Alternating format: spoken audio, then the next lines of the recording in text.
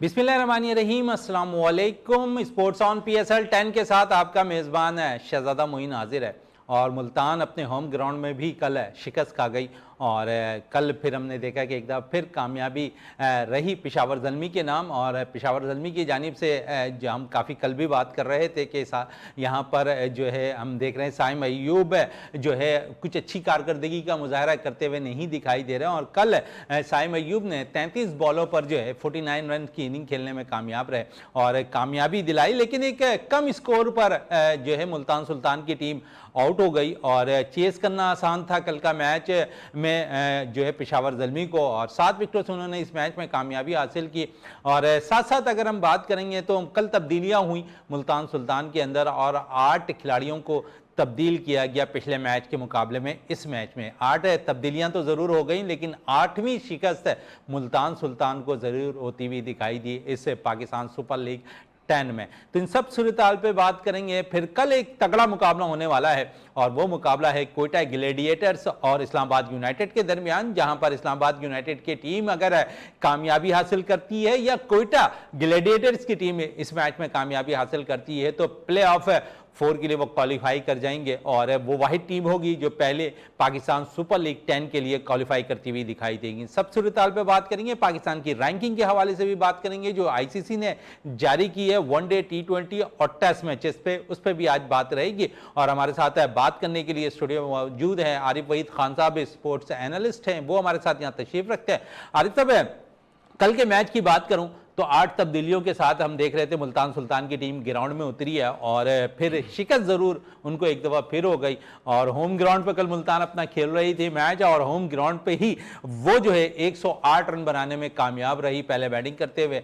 और मैं क्रेडिट दूंगा यहाँ पर यासिर खान को जो एक दफ़ा फिर कुछ अच्छी इनिंग खेलने में नाकाम रहे, लेकिन प्रमोट बहुत किया जा रहा था और हमारी कोशिश यही थी कि हम ऐसे प्लेयर्स के हवाले से ज़रूर बात करें जो परफॉर्म करते रहे टूर्नामेंट के अंदर। यासिर ने कुछ अच्छी इनिंग खेली, हमने उनकी तारीफ की, लेकिन नौजवान प्लेयर्स के लिए एक बड़ी इंपॉर्टेंट चीज़ होती है कि वो कंटिन्यू रन स्कोर करे। और कौन सा प्लेयर इस टूर्नामेंट में कंटिन्यू स्कोर कर रहा है, किस टीम से कितना बेनिफिट उनकी फ्रेंचाइज को रहा, वो सब कुछ बात भी करेंगे आरिफ साहब से। आरिफ साहब, कल के मैच पे अगर थोड़ी सी हम बात कर लें, लो स्कोरिंग मैच रहा और जहां कामयाबी पेशावर ने हासिल की और बल्ला चल गया कल साइम अय्यूब का, 33 पे 49 रन बनाने में कामयाब रहे। बहुत शुक्रिया शहजादा मोइन साहब। जिस तरह आपने इंट्रो में कहा कि मुल्तान एक दफ़ा फिर हार गई, तो इसके लिए ये लफ्ज़ इस्तेमाल किया जा रहा है, तो उनका एक माइंडसेट नज़र आ रहा था मुल्तान का और लग रहा था शायद उन्होंने इस PSL से गिव अप कर लिया है, क्योंकि 8 तब्दीलियों के साथ जो है जब टीमें जो है अपना कम्बिनेशन बनाने की पोजीशन में हैं और PSL जो है इस स्टेज पे पहुंच गए हैं या टीमों के कम्बिनेशन सेट हो गए हैं, वहाँ पर मुल्तान के लिए 8 तब्दीलियाँ, तो उन्होंने कहा कि शायद उनकी मैनेजमेंट ने यही सोचा कि जो हमारे खिलाड़ी हैं, जितने भी यंगस्टर हैं दूसरे, जिनको ज़्यादा से ज़्यादा चांसेस दिए जाएँ, तो उनको अपनी पोजीशन और अपनी शिकस्त वाज़ेह नज़र आ रही थी। एक बहुत ही लो स्कोरिंग मैच नज़र आया, 110 रन का मैच नज़र आया। फिर उसके बाद साइम अय्यूब की जो इनिंग्स नज़र आई वो भी बहुत ज़ेर बहस रही, क्योंकि उन्होंने शुरू के जो 7 मैच खेले उसमें सिर्फ पहले मैच में उन्होंने 50 किए, तो उसके बाद जो 6 इनिंग्स जीती वो 6 इनिंग्स में डबल फिगर में भी नहीं पहुँच सके थे।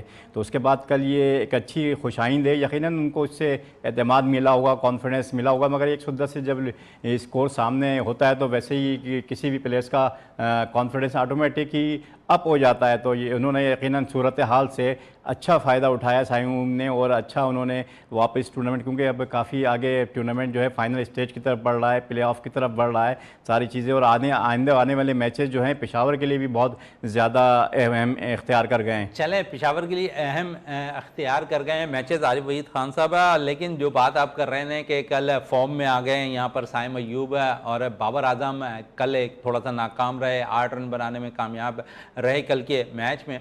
लेकिन ओवरऑल अगर पेशावर की बात हम करें और जिस तरह उनकी टीम है, बैटिंग लाइन है, मोहम्मद हारिस इस टीम के साथ हैं और उम्मीद यही की जा रही है कि पेशावर ज़ल्मी की टीम जो बैटर्स हैं वो पाकिस्तान के नेशनल टीम के लिए नुमाइंदगी कर रहे होते हैं और इन मैचेस के लिए वो तैयार हो रहे होते हैं। और एक अच्छा मैं कह सकता हूँ कि क्योंकि अब बड़े मैचेस का आगाज़ होने वाला है और उससे कबल अगर पेशावर की टीम प्ले 4 के लिए जा रही है, प्ले ऑफ के लिए जा रही है, तो वहाँ पर जो है पेशावर के बैटर्स का इन फॉर्म में आना बड़ा ज़रूरी होता है। और कल हम अपने शो पे यही बात कर रहे थे कि साइम अय्यूब बड़ा मेन किरदार है और कल साइम ने एक अच्छी इनिंग खेल दी है, लेकिन आप उसकी पिछली इनिंग देखें तो शायद वो नाकाम नज़र आते रहे पूरे टूर्नामेंट्स के अंदर। और बड़े मैच से कबल साइम का फॉर्म में आना पेशावर के लिए कितना खुशाइंद होगा, क्योंकि पेशावर वो टीम है जो इस वक्त अगर प्लेऑफ के लिए बात करें तो थोड़ा सा स्ट्रगल कर रही है, और या तो स्ट्रगल में लाहौर कलंदर उनके सामने होगी या फिर कराची किंग्स उनके सामने होती हुई नजर आएगी। देखिए, सबसे पहले तो इस मैच से हम ये अंदाज़ा नहीं लगा सकते हैं कि साइम अय्यूब फॉर्म में आ गए हैं, क्योंकि एक लो स्कोरिंग मैच था, सामने बिल्कुल टारगेट सेट था सारा। और फिर जिस तरह मुल्तान की टीम जो इसकी बॉडी लैंग्वेज बिल्कुल ही लो डाउन हो चुकी है, उनकी पोजीशन जो है, तो उनके ख़िलाफ़ अगर रन्स करना, तो मैं नहीं समझता कि ये कोई बहुत ज़्यादा इंपॉर्टेंट है या हम फॉर्म में आ गए हैं। और ये पिंच हिटर्स का तो खैर मैं अक्सर यही बोलते हैं कि इनके अंदर ज़्यादा फेलियर के चांसेस बहुत ज़्यादा होते हैं और कामयाबी की जो उनका तसलसल होता है वो बहुत कम होता है। तो बहरहाल तो ये खुश आइन बात है और उन्होंने इस मौके से फ़ायदा उठाया। ये अच्छी चीज़ है कि उन्होंने कल के मैच से कल का जो एटमॉस्फेयर था उससे उन्होंने जो सिचुएशन थी मैच की उससे उन्होंने फ़ायदा उठाया और विकेट पे ज़्यादा से ज़्यादा ठहरने की कोशिश की। उन्होंने 33 गेंदों पर 150 अंक के स्ट्राइक रेट के साथ रन बनाए। गो के अब ये स्ट्राइक रेट जो है इस PSL के अंदर और लेटेस्ट फॉर्मेट जो गया है डोमेस्टिक के अंदर या T20 के अंदर, वो अब 180 से अबव चले गया। जितने भी आप देखें फॉरनर्स प्लेयर्स हैं जो T20 स्पेशलिस्ट कहलाते हैं इस फॉर्मेट के, वो 180 प्लस के साथ खेल रहे हैं। तो हमारे यहाँ प्लेयर्स अब थोड़ा सा उनको अपग्रेड करना पड़ेगा। पिछले साल बाबर आजम जो टॉप बैटर्स रहे, बल्कि 2023 से भी 2 साल मुसलसल वो PSL में टॉप बैटर्स रहे, मगर उनकी जो स्ट्राइक रेट थी वो 150 ही थी। तो ये नहीं है कि वो अपने 180-90 के साथ खेल सकते हैं। हर एक खिलाड़ी का एक कैलिबर होता है कि वो किस स्ट्राइक रेट के साथ खेल सकता है।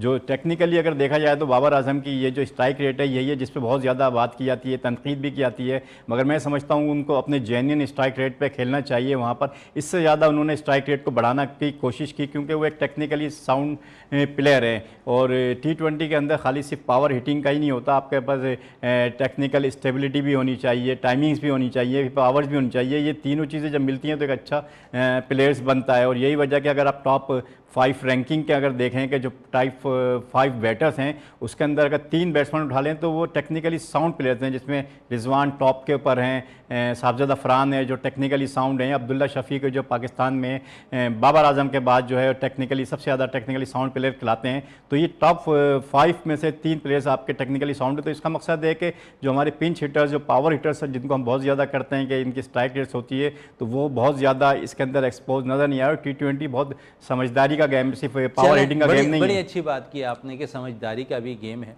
और आप बात कर रहे थे कि स्ट्राइक रेट पर, और साथ साथ हम देखें तो इस टूर्नामेंट में एक मैच में मुतासिर करने वाले माज सिद्दीक सदाकत ने भी बड़ी अच्छी परफॉर्मेंस दी हुई है। और मिडिल ऑर्डर पर आकर अगर हम देखें तो उन्होंने अच्छा परफॉर्म किया।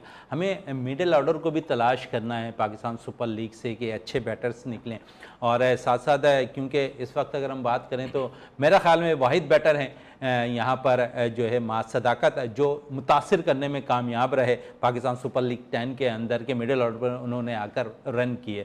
दूसरी तरफ अगर हम देखें तो नंबर 6 पोजीशन पर खुशदिल शाह कुछ अच्छा परफॉर्म कर रहे हैं, लेकिन वो ऑलरेडी नेशनल टीम में उनका इंतखाब हो चुका है। और फिर अब्दुल समद के हवाले से हम ज़रूर बात करेंगे, जिन्हें न्यूजीलैंड के ख़िलाफ़ सीरीज़ में मौका दिया गया लेकिन पाकिस्तान सुपर लीग में वो बिल्कुल नाकाम नज़र आए। क्या कहेंगे अब्दुल समद के हवाले से भी?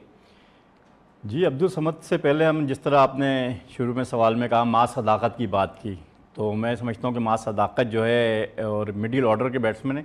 और जिस तरह उन्होंने बाबर के सामने खेलते हुए जिस तरह उन्होंने वो इनिंग्स खेली, मैं समझता हूँ कि बहुत टॉप क्लास इनिंग्स थी। उन्होंने अपनी स्किल शो की कि मैं इस तरह से ये गेम खेल सकता हूँ और हमारे लिए बहुत खुशाइंद है। क्योंकि सबसे अच्छी चीज़ थी कि प्रेशर में आकर उन्होंने रन किया। जी, बहुत प्रेशर इनिंग्स थी। और फिर बाबर आजम जैसे खिलाड़ी के सामने तो उनकी इनिंग्स के सामने, वरना अक्सर जब बाबर आजम जब 50 रन करते हैं तो उनके सामने दूसरे बैटर्स इतने ज़्यादा एक्सपोज नज़र नहीं आते, मगर हमने ये देखा कि बाबर आजम के सामने वो बहुत ज़्यादा एक्सपोज नज़र आए। और उसमें भी बाबर आजम अक्सर हमने सालों से देख रहे हैं कि जब बाबर आजम एक एंड पे होते हैं तो वो दूसरे एंड से खिलाड़ियों खिला रहे होते हैं, मगर उस मैच में हमने देखा कि माज सदाकत जो है बाबर आजम को खिलाने की कोशिश कर रहे थे।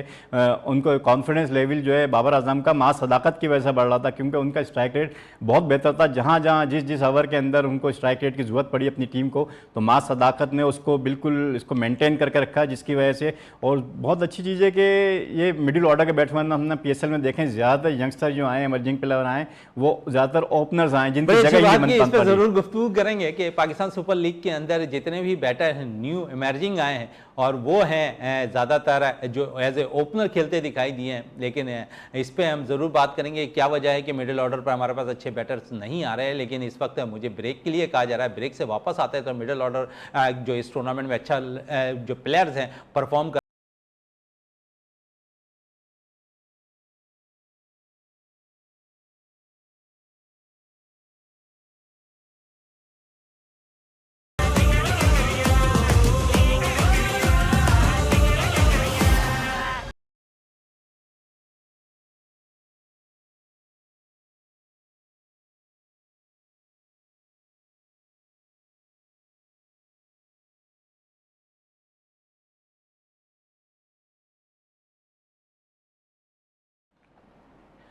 Welcome back sports on PSL 10 के साथ एक दफ़ा फिर हाजिर हैं और आरिफ वहीद खान साहब हमारे साथ यहाँ पर तशरीफ़ रखते हैं। आरिफ साहब, बड़ा इंपॉर्टेंट मैच कल खेला जाएगा पाकिस्तान सुपर लीग 10 का, और कह सकते हैं प्ले ऑफ के लिए एक टीम ने जो सेलेक्ट होना है। और किस टीम को फेवर कर रहे हैं? कल दोनों टीम तगड़ी है, लेकिन अगर लास्ट कोयटा की बात करूं तो उन्होंने बड़ी अच्छा परफॉर्म किया है मैचेस के अंदर, और इस्लामाबाद का लेवल थोड़ा सा डाउन रहा है आखिरी 3 मैचेस के अंदर। लेकिन इसी 3 मैचेस की कोयटा की बात करें तो उन्होंने अपने मैचेस में कामयाबी हासिल की है। देखिए, बिल्कुल कल एक बड़ा इम्पोर्टेंट मैच जो है होने जा रहा है इस PSL का। समझे कि जो इम्पोर्टेंट मैच जो शुरू होने, तो कल उसका आगाज़ हो रहा है इम्पोर्टेंट मैचों का। और इस्लामाबाद कोयटा के अंदर ये वाज़ेह फ़र्क नज़र आ रहा है कि इस्लामाबाद जो है मुसलसल हमने देखा कि तवातर के साथ वो नीचे की तरफ जा रही है। पिछली जो परफॉर्मेंस रही है अभी पिछले मैचों में, और कोयटा वो टीम है जो पिछले तवातर के साथ वो ऊपर की तरफ आ रही है। तो ये बहुत बड़ा एडवांटेज होगा कोयटा की टीम को यकीनन। और जो भी टीम ये मैच जीतेगी वो प्ले ऑफ में क्वालिफाई कर जाएगी, उनके लिए ज़्यादा आसानियाँ हो जाएंगी, हारने वाली टीम के लिए मुश्किलात बढ़ जाएंगी। और हो सकता है कि वो बिल्कुल नीचे नंबर भी चले जाए, पर टॉप 5 और से भी बाहर होने के चांसेस भी मौजूद हैं अदाद शुमार के मुताबिक। तो यकीनन इन दोनों के लिए बड़ा इंपॉर्टेंट मैच है। और कोयटा के तो आप देख रहे हैं कि जिस तरीके से परफॉर्मेंस चल रही है, जिस तरीके से कोयटा की टीम ने एकदम से अपग्रेड किया अपनी टीमों को, शुरू के आखिर के तकरीबन 4 मैच जीते। और उनकी सबसे ज़्यादा खासियत नज़र आई कि उन्होंने अपने छोटे से छोटे जो टोटल्स भी हुए तो उसको भी डिफेंड किया। उन्होंने 142 रन को भी डिफेंड किया, 176 रन को भी डिफेंड किया। तो इसका मतलब एक सबसे ज़्यादा जो अगर आप देखेंगे कि ड्रेसिंग रूम का माहौल जो कहते हैं कम्बिनेशन बड़ा ज़रूरी है, टीमों का जेल होना बहुत ज़रूरी है, ड्रेसिंग रूम का माहौल। और ये फ्रेंचाइज जो क्रिकेट जो ग्लैमराइज क्रिकेट जिसको कहलाते हैं, इसके अंदर जो है ग्राउंड के अंदर से ज़्यादा माहौल जो है आपका ड्रेसिंग रूम का माहौल अच्छा होना चाहिए, जिसकी वजह से टीमों की कारकर्दगी पे बहुत ज़्यादा इफेक्ट भी पड़ता है, बहुत ज़्यादा असर भी पड़ता है। तो कोयटा की टीम ऐसी है जिसके अंदर सरफराज अहमद भी एज ए मैन डायरेक्टर बैठे हुए हैं, और जहाँ सरफराज अहमद होते हैं तो टीमों का मोराइल वैसे ही हाई होता है। और यकीनन उनकी जो अच्छी जो परफॉर्मेंस की जो वजह है कोयटा की, तो यकीनन उनके भी मशवरे होंगे, उनके भी सारी सलाहियतें। डायरेक्टर अगर बैठा हुआ हो और वो भी माजी में कोयटा के लिए जो है एज ए कप्तानी भी करता दिखाई दिया हो, और फिर जिस तरह उसने पाकिस्तान को रिप्रेजेंट किया, पाकिस्तान के लिए कप्तानी की, पाकिस्तान को कई मैचेस जिताए, वो सारा तजुर्बा ऐसा लग रहा है कि कोयटा के लिए जो है यहाँ पर अपने फ़राइज़ अंजाम दे रहे हैं सरफराज अहमद, और टीम ऊपर की जानिब जाती हुई दिखाई दे रही है। चलें, ये तो इस्लामाबाद यूनाइटेड की, अगर इस्लामाबाद और यूनाइटेड की अगर बात करें और कोयटा ग्लेडिएटर्स की बात करें तो इंपॉर्टेंट मैच दोनों के लिए रहेगा। लेकिन थोड़ी सी पॉइंट्स टेबल पर हम नज़र डाल लेते हैं, और जहाँ पर क्योंकि कल का मैच जो जीतेगी वो प्ले ऑफ के लिए क्वालिफाई कर जाएगी। लेकिन इस वक्त अगर पॉइंट टेबल की बात करें तो कोयटा ने 8 मैच में खेले हैं और 11 पॉइंट्स के साथ इस वक्त सरी फहरिस्त है। उसके अलावा इस्लामाबाद की बात करें तो इस्लामाबाद ने भी 8 मैच खेले हैं लेकिन 10 पॉइंट्स हैं उनके पास। और उसके अलावा कराची बड़ा अच्छा परफॉर्म कर रही है, कराची किंग्स की टीम, और कराची ने भी 8 मैच खेले हैं और 10 पॉइंट्स इनके भी हैं। तो इस्लामाबाद और कराची के पॉइंट्स जो हैं बिल्कुल बराबर हैं। उसके अलावा लाहौर ने 9 मैच खेले खेले हैं, 9 पॉइंट्स के साथ इस वक्त चौथे नंबर पे मौजूद है। फिर पेशावर है, ज़ल्मी है, 8 मैच खेले हैं और 8 पॉइंट्स के साथ वो जो है इस वक्त 5वें नंबर पे मौजूद हैं। लेकिन इस वक्त अब तक जो फाइनलाइज होना है ना, वो एक टीम का कल होना है। लेकिन अब देखेंगे कि कौन सी टीम प्लेऑफ के लिए क्वालिफाई करती है। और साथ साथ क्योंकि इस टूर्नामेंट में अच्छी कारकर्दगी दिखाने वाले बैटर्स पे भी थोड़ी सी बात कर लें, और जिस तरह हम कह सकते हैं कि पाकिस्तान नेशनल टीम में वनडे के कप्तान मोहम्मद रिजवान इस पाकिस्तान सुपर लीग 10 के अब तक के सबसे टॉप स्कोरर हैं। साहबजादा फरहान नंबर 2 पोजीशन पर फाइज हैं। और अगर हम इस टूर्नामेंट के हवाले से बॉलिंग की बात करेंगे तो बॉलर्स भी उम्दा कारकर्दगी का मुजाहरा करते हुए दिखाई दे रहे हैं इस टूर्नामेंट के अंदर। और आरिफ साहब, अगर बैटर्स की हम थोड़ी सी बात करें तो टॉप 3 बैटर्स हमारे पास जो हैं पाकिस्तानी हैं इस टूर्नामेंट के अंदर।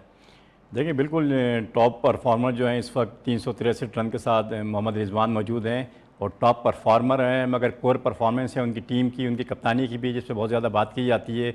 ये वो रन हैं जो उनकी टीम के काम नहीं आ रहे हैं। इसके बाद देखें तो साहबजादा फरहान नज़र आते हैं जो मुसलसल तवातुर के साथ डोमेस्टिक से लेके आज तक रन्स करते आते हैं। हम अक्सर ये बात करते हैं कि हमारे खिलाड़ियों के अंदर तसलसल नहीं है टीम का, मगर किसी भी खिलाड़ी की परफॉर्मेंस का, तो ये इसमें साहबजादा फरहान जो एक ऐसे खिलाड़ी नज़र आते हैं जो तसलसल के साथ परफॉर्मेंस करते हैं। और 100% परफॉर्मेंस तो क्रिकेट के अंदर किसी की भी नहीं होती, थोड़ा बहुत गैप आता है, मगर उस गैप को जल्दी से ओवरकम करते हैं। और मुसलसल जिस तरह ने T20 के अंदर देखा कि वो 3-4 साल से मुसलसल टॉप बैटर्स हैं। कोई 45 छक्के उन्होंने T20 के अंदर लगाए, 300 किए, 250 किए। उसके बाद सबसे ज़्यादा रन्स करने वाले वो खिलाड़ी T20 के अंदर परफॉर्मेंस रहा है। तो ऐसे खिलाड़ियों को अगर मुसलसल और सही टाइम पर अगर इनको आगे भी चांसेस दिए जाएगा तो खिलाड़ियों को जब मौके मिलते हैं, अक्सर कहते हैं कि जिस खिलाड़ी को मौके मिले उस खिलाड़ी को वो मौके अवेल करने चाहिए, चाहे वो यंगस्टर हो, एमर्जिंग हो या सीनियर प्लेयर्स हो। जिस तरह आपने देखा कि शुरू में जिक्र भी किया मां सदाकत का, कि जब भी उनको मौका दिया गया उन्होंने परफॉर्म को उस मौके को पूरी तरह अवेल किया और उन्होंने अपनी परफॉर्मेंस, अपनी स्किल्स शो की। तो यही टाइम होता है कि खिलाड़ियों को मौके हर खिलाड़ी को मिल रहे होते हैं, और मगर ये कि उसको अवेल करना, उसको परफॉर्म करना, ये खिलाड़ी का काम है। जितने भी यंगस्टर अगर मैं देखें तो पूरे PSL के अंदर कोई 25-30 खिलाड़ी जो हैं यंगस्टर को मौके दिए गए, मगर 4-5 खिलाड़ी ऐसे हैं जिन्होंने बहुत ज़्यादा मुतासिर किया, जिसमें खिलाड़ी अली रज़ा भी शामिल हैं। यासिर खान ने भी एक इनिंग्स के लिए अपने उन्होंने स्किल शो की। तो ये वो खिलाड़ी हैं जिनको अगर हम सही मौके पर सही जगह फ़ायदा उठाएं। सबसे ज़्यादा यहाँ डिस्टर्बेंस नज़र आई कि सही टाइमिंग पे और सही जो है उनके नंबरों पे नहीं खिलाया जा रहा खिलाड़ियों को। अगर जिस खिलाड़ी होते हैं वो स्पेशलिस्ट होते हैं उन नंबरों को, अगर कोई ओपनर का स्पेशलिस्ट है तो वो ओपनर और मिडिल ऑर्डर 1 डाउन तक तो आ सकता है, मगर मिडिल ऑर्डर में नहीं आ सकता। मगर हमने देखा कि हमें और यहाँ पर ओपनर्स को जो है मिडिल ऑर्डर के अंदर किया। जिस तरह हसन नवाज़ की बात की गई कि हम पाकिस्तान में उनको ओपनर्स खिला रहे थे, मगर यहाँ आके देखा कि 6ठे और 7वें नंबर पर भी फ्रेंचाइज यूज़ कर रही हैं। फिर एक मैच में उनको 3-4 नंबर पर मौका दिया तो उन्होंने उसको मैच विनिंग कारकर्दगी 64 रन भी बनाए। तो इस तरह खिलाड़ियों का सबसे ज़्यादा इंपॉर्टेंट है कि उस सही जगह और सही नंबरों पर खेलना, और ये कप्तान और इनकी जो मैनेजमेंट है उनका काम है कि वो खिलाड़ी को किस तरीके से यूज़ कर रहे हैं। बड़ी अच्छी बात कही आरिफ वहीद खान साहब आपने। और आपने कहा कि अगर कोई डोमेस्टिक सीज़न के अंदर रन कर रहा है एज ए ओपनर तो उसे यूज़ भी, ओपनर जब नेशनल टीम की नुमाइंदगी करे तो उसे मौका भी जो एज ए ओपनर देना चाहिए। इस टूर्नामेंट में अभी तक सबसे अच्छा इस्तेमाल पावर प्ले का फ़खर जमान करते दिखाई दिए हैं। और फ़खर के हवाले से अगर थोड़ी सी हम बात कर लें तो वो नंबर नेशनल टीम की नुमाइंदगी जब करते हैं तो 1 डाउन पोजीशन पर बैटिंग करने आते हैं। अभी यहाँ पर हम देख रहे हैं T20 के अंदर वो इस वक्त जो पाकिस्तान सुपर लीग में नंबर 3 पोजीशन पर फाइज हैं सबसे ज़्यादा रन करने वाले बैटर्स में। तो फ़खर के हवाले से क्या कहेंगे? देखिए, फ़खर जो है उनकी वो क्लास है, वो पावर प्ले को जो है वो बहुत अच्छे इस्तेमाल करते हैं, और जो ओपनर और 1 डाउन के वो बेहतरीन खिलाड़ी हैं सारे। और मगर इसे PSL के अंदर अगर रैंकिंग में देख लें टॉप 5 अगर रैंकिंग में थे तो वही एक कि थोड़े से पिंच हिटर जो हाई स्ट्राइक रेट के साथ खेलते हैं वही अकेले नंबर 5 के अंदर है। बाकी अगर हम 3 बैट्समैन देखते हैं, रिजवान है, साहबजादा फरहान हैं और अब्दुल्ला शफीक हैं, ये वो बैट्समैन है जो टेक्निकली साउंड प्लेयर हैं। और टेक्निकली साउंड प्लेयर्स होने के बावजूद ये PSL T20 फॉर्मेट जिसको बहुत ज़्यादा हम हाईलाइट करते हैं कि बहुत ज़्यादा ये हाई स्ट्राइक रेट का गेम है, बहुत ज़्यादा पावर हिटिंग का गेम है, तो उसमें आप देखेंगे 3 खिलाड़ी ऐसे हैं जो आपके टेक्निकली साउंड है। इसकी वजह यही है कि वो अपने जहन से खेल रहे हैं, समझदारी से क्रिकेट खेलते हैं, जिसका समझदारी से वो अपने एरिया का पावर प्ले का इस्तेमाल भी करते हैं। तो T20 के अंदर ज़रूरी है कि आपकी टेक्निक भी होनी चाहिए, आपके अंदर टाइमिंग भी होनी चाहिए, आपके अंदर पावर भी होनी चाहिए।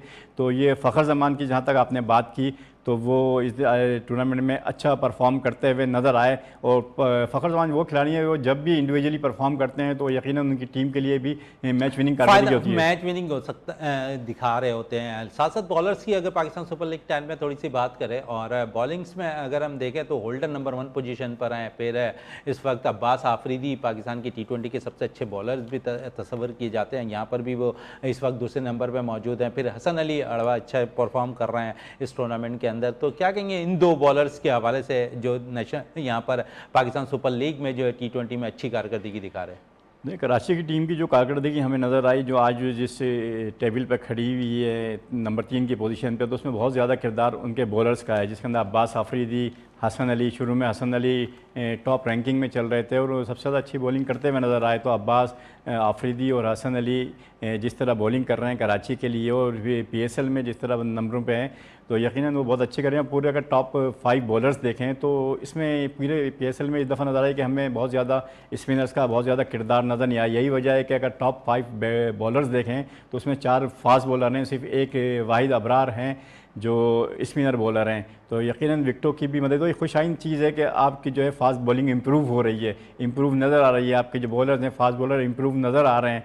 तो फास्ट बॉलर को तो बहुत तरीके से ये अच्छा आरिफ साहब, बड़ी अच्छी बात है, इजी फास्ट बॉलर्स को हो जा रहा है खेलना। इब्रार इसमें सिर्फ रैंकिंग में नज़र आ रहे हैं, लेकिन जिस तरह हम बात करते हैं ना कि बैटर्स के लिए पावर प्ले के अंदर जो है इस्तेमाल अच्छा करते हैं बैटर्स, लेकिन T20 क्रिकेट के अंदर हम देखते हैं कि डॉट बॉल्स कराना बड़ा इंपॉर्टेंट होता है, प्रेशर में आती है अगली टीम। और यहाँ पर अगर देखें तो यहाँ पर बड़ा रोल अदा कर रहे हैं कराची किंग्स की जानिब से मीर हमजा। बड़ी अच्छी कारकर्दगी उन्होंने इस टूर्नामेंट में दिखाई है। विकेटें कम मिली लेकिन उन्होंने अपनी बॉलिंग से काफ़ी मुतासिर किया। और साथ साथ मीर हमजा जो हैं इस वक्त सबसे ज़्यादा डॉट बॉल करने वाले बॉलर्स हैं इस पाकिस्तान सुपर लीग 10 में। तो मीर हमजा की मैंने जब बॉलिंग देखी, बहुत करीब से भी देखी, तो वो अपने दिमाग का बहुत अच्छा इस्तेमाल कर रहे हैं। जितनी भी उन्होंने बॉलिंग की हो, ये यकीन T20 फॉर्मेट के अंदर इतनी डॉट बॉल्स कराना, इतनी इकोनॉमिकल रहना, ये एक बहुत बड़ी सलाहियत होती है। ज़रूरी नहीं है कि आपकी विकेटें कितनी हैं यहाँ पर सारी, मगर आपकी बॉलिंग से अगर आपकी टीम को फ़ायदा पहुँचता है तो पूरे मीर हमजा बहुत अब सीजन बॉलर के तौर पे सामने आए हैं और यकीनन उनकी इस कारकर्दगी से पाकिस्तानी टीम को भी उनसे फ़ायदा उठाने चाहिए सारी चीज़ें। तो बहुत अच्छी लाइन लेंथ पूरी टूर्नामेंट में देखा तो उनकी वो लाइन लेंथ बहुत ज़्यादा इंप्रूव नज़र आई। और इस फॉर्मेट के अंदर इतनी इकोनॉमिकल बॉलिंग करना, मैं वाहिद एक नसीम शाह में देख रहा था, तो एक बॉलर ऐसा नहीं है जिसने यहाँ पर T20 के अंदर PSL में एक मेड इन ओवर भी किया। तो इस तरीके की अगर बॉलिंग नज़र आती है तो इसका मतलब है ये बहुत बड़ी बात है। थोड़ी सी क्योंकि टाइम बड़ा शॉर्ट है और मैं चंद लफ्ज़ ज़रूर आपसे लूँगा इस वक्त, क्योंकि ICC ने रैंकिंग जारी कर दी है टेस्ट, वनडे और T20, और जिसमें अगर हम देखें तो टेस्ट में ऑस्ट्रेलिया, इंग्लैंड, जनूबी अफ्रीका की टीम ने इस वक्त पहले, दूसरे और तीसरी पोजीशन पर है और पाकिस्तान का नंबर 7वां है टेस्ट में। उसके अलावा वनडे में अगर हम बात करें तो भारत, न्यूजीलैंड, ऑस्ट्रेलिया और न्यूजीलैंड की टीम के हवाले से अगर बात करें तो यहाँ पर जो है उनकी रैंकिंग ऊपर दिखाई देती है। और वनडे में पाकिस्तान की रैंकिंग अगर हम देखें तो बहुत ज़्यादा नीचे की तरफ है, 5वें नंबर पर मौजूद हैं। और फिर थोड़ी सी बात कर लें T20 की तो भारत, ऑस्ट्रेलिया, इंग्लैंड, लेकिन पाकिस्तान 8वें नंबर पर मौजूद है।